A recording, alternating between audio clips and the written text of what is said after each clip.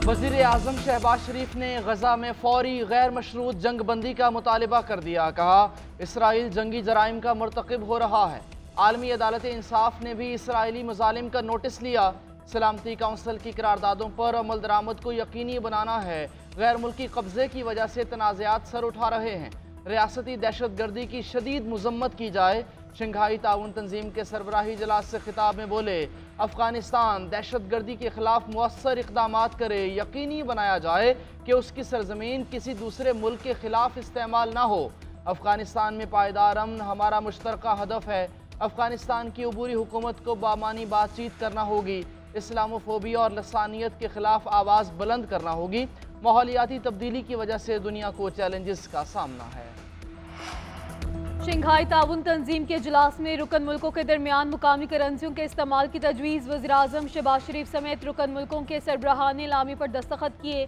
Shanghai ताउन तंजीम ने ताउन के मुख्तलिफ शोबों में 20 फैसलों की मंजूरी दी। माहौलियात के तहफ़्फ़ुज़ से मुतल्लिक़ माहिदों पर भी दस्तखत। वज़ीर आज़म ने तुर्किया, ताजिकिस्तान, किर्गिस्तान, बेलारूस के सदूर से मुलाकातें की।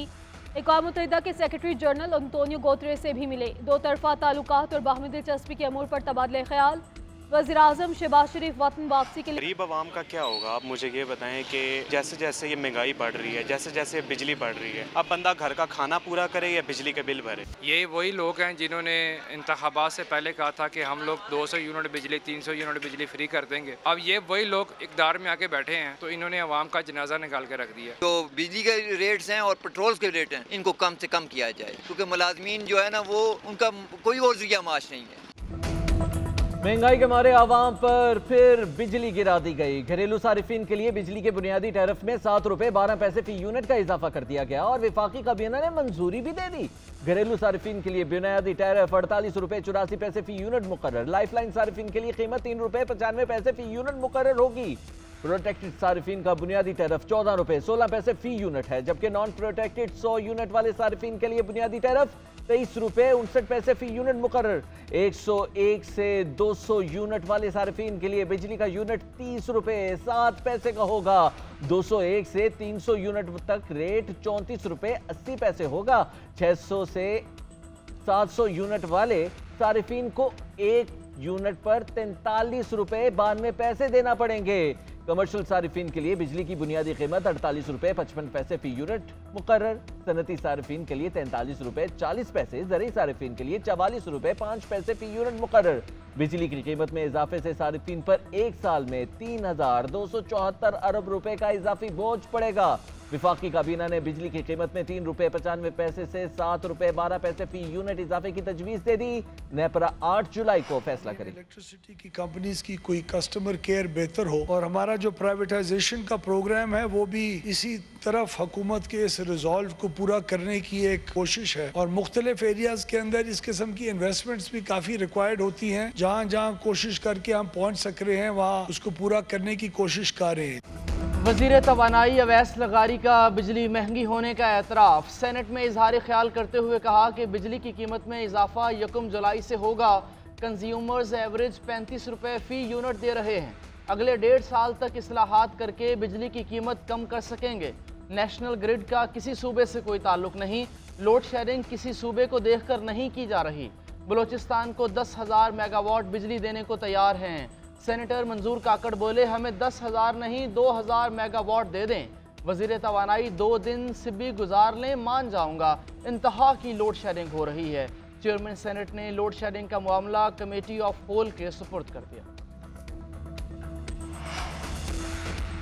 इलेक्शन ट्रिब्यूनल्स की तश्कील। सुप्रीम कोर्ट ने लाहौर हाई कोर्ट का फैसला और इलेक्शन कमीशन के नोटिफिकेशन मुअत्तल कर दिए। चीफ जस्टिस की इलेक्शन कमीशन को chief justice Lahore high court से मुशावरत करने की हिदायत। रिमार्क्स दिए अगर chief justice Lahore high court और इलेक्शन में फेस टू फेस मुशावरत होती तो मामला हल हो चुका होता। बेंच में चीफ जस्टिस काजी फाइज ईसा की शमूलियत पर तहरीक इंसाफ का एतराज़। चीफ जस्टिस ने रिमार्क्स दिए अदलिया की तजलील का सिलसिला खत्म होना चाहिए। अदालत को स्कैंडलाइज करने वाले वकील का लाइसेंस मुअत्तल करेंगे। ऐसा नहीं हो सकता जो मुंह में आए कह दें। क्या हम अपनी बेइज्जती के लिए यहाँ बैठे हैं? चीफ जस्टिस ने सलमान अकरम राजा से मुकालमा करते हुए कहा हमने आपसे पहली समाअत पर पूछ लिया था कि कोई एतराज़ है। आज आकर ज़बानी बेंच पर एतराज़ कर दिया। बेंच पर इतराज उठाकर हेडलाइंस बनवाना चाहते हैं। बहुत हो गया, मामला पाकिस्तान बार काउंसिल को भेजेंगे। जस्टिस जमाल मंदुखेल ने रिमार्क्स दिए, पता नहीं क्यों अना का मसला बना दिया जाता है। अगर मैं चीफ जस्टिस हाई कोर्ट होता तो वही करता जो लाहौर हाई कोर्ट ने किया।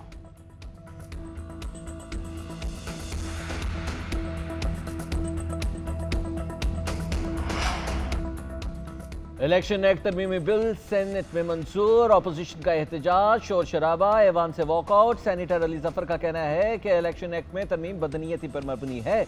इलेक्शन कमीशन चाहता है कि अपनी मर्जी के रिटायर्ड जजेस लगाए। किसी हाई कोर्ट के चीफ जस्टिस ने नहीं कहा कि जजेस दस्तयाब नहीं। ट्रिब्यूनल बनाने का इख्तियार इलेक्शन कमीशन को दिया जा रहा है। ये अपनी मर्जी के फैसले और गैर मुंतखब लोगों को बरकरार रखना चाहते हैं।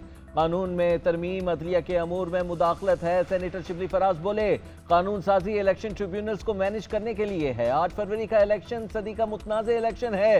हुकूमत नहीं चाहती कि इलेक्शन की असलियत सामने आए। पीपल्स पार्टी के रहनुमा फारूक एच नाइक का कहना है, इलेक्शन ट्रिब्यूनल्स की तश्कील हाई कोर्ट का काम नहीं, ये इलेक्शन कमीशन का इख्तियार है। रिटायर्ड जजेस से जल्दी फैसले होंगे, इसका फायदा पीटीआई को होगा। कामरान मुर्तजा बोले, रिटायर्ड जजेस को कंट्रोल करना आसान है। हाजिर सर्विस जजेस को आइन के तहत जवाब दे लाया जा सकता है।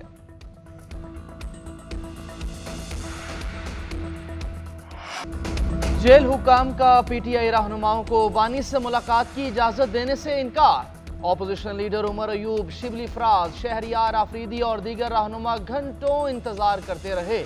उमर अयूब का जेल अमले के साथ सख्त जुमलों का तबादला। ऑपोजिशन लीडर ने कहा, हम अदालती ऑर्डर के मुताबिक मुलाकात के लिए आए, फिर भी मुलाकात नहीं करने दी गई।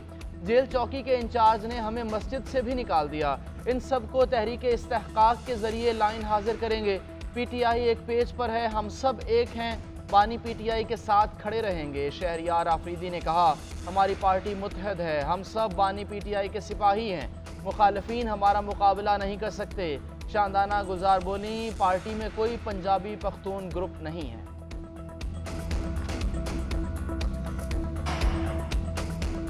ऑपरेशन अज़्म इस्तेहकाम पर हुकूमत को ऑल पार्टीज कॉन्फ्रेंस बुलाने का फैसला।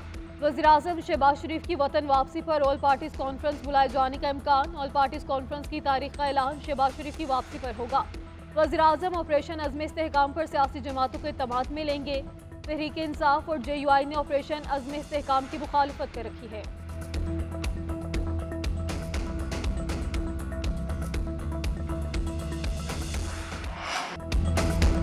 अतिका इज्जत के कानून की जितनी आज जरूरत है पहले कभी नहीं थी। जिसके पास माइक है वो समझता है कि इज्जत उछालने की आज़ादी है। वज़ीर आला पंजाब मरीम नवाज का सूबाई इत्तेहाद बैनुल मुस्लिमीन कॉन्फ्रेंस से खिताब। कहा, अतिका इज्जत करने वाले कह रहे हैं कि हमें ना पूछा जाए। इल्जाम लगाने का मकसद किसी की इज्जत उछालना है तो ये नहीं होना चाहिए। अगर बदनीयती से इल्जाम लगाया, झूठ बोला तो उसकी सजा मिलेगी। इल्जाम का सबूत दे दें तो बात खत्म हो जाएगी। हर महज़ब मुआशरे में ये कानून है। हमारे मुआशरे में ये बीमारी फैली इसीलिए है कि इसकी कोई जवाबदेही नहीं है। किसी को पगड़ी उछालने की इजाजत नहीं दी जा सकती।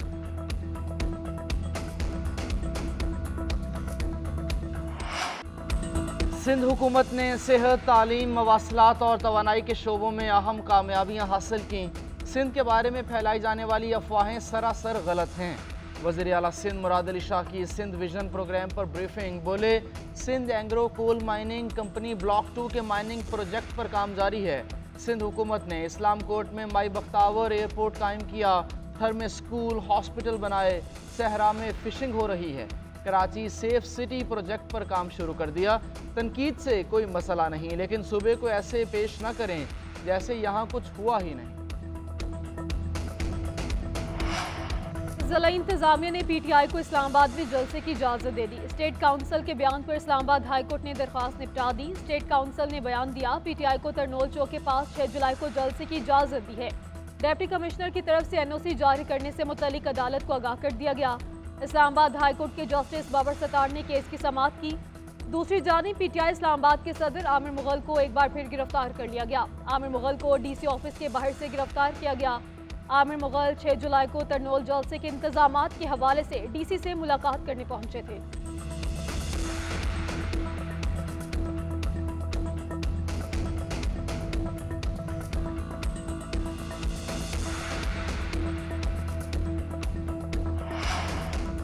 फवाद चौधरी ने पीटीआई रहनुमाओं पर तनकीद रोक दी। कहते हैं अब किसी रहनुमा के खिलाफ बात नहीं करूंगा। इस्लामाबाद में मीडिया टॉक में कहा, आज पंजाब हुकूमत गद्दारी के मुकदमात की मंजूरी दे रही है, कल खैबर पख्तूनख्वा हुकूमत गद्दारी के मुकदमे बनाएगी तो क्या होगा। सियासतदान एक दूसरे को गद्दार बनाना छोड़ दें। पीटीआई के जलसे से पहले आमिर मुगल को गिरफ्तार कर दिया गया। पाकिस्तान में आइन और कानून अमली तौर पर मुअत्तल है, हमारे आइनी हुकूक भी सल्ब हैं, जब चाहें जिसको गिरफ्तार कर लें। इस वक्त पाकिस्तान में जंगल का कानून चल रहा है। चीफ जस्टिस काजी फैज ईसा पर एतराज उठाने पर नियाजुल्लाह नियाजी को सलाम है। ये काम पीटीआई को बहुत पहले कर लेना चाहिए था।